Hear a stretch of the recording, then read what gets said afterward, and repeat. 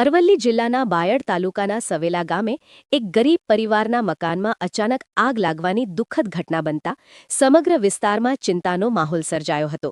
ત્યારે આગની ઘટનાની જાણ થતાં જ બાયડના ધારાસભ્ય શ્રી ધવલસિંહ ઝાલા રાત્રે લગભગ 11:30 કલાકે તાત્કાલિક સ્થળ પર પહોંચી ગયા હતા।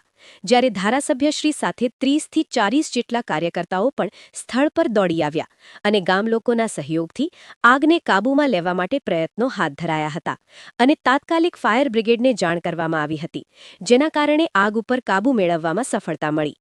આ દુર્ઘટનામાં ગરીબ પરિવારની ઘરવખરી તેમજ રોજિંદા ઉપયોગની સામગ્રી બળી જતા ભારે નુકસાન થયું છે।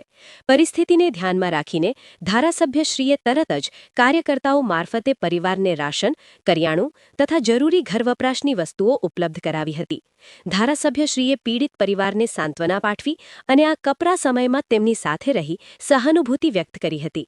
તેમની તાત્કાલિક કામગીરી અને માનવતાપૂર્ણ અભિગમ સ્થાનિકોમાં પ્રશંસા પામી રહ્યો છે। અરવલ્લી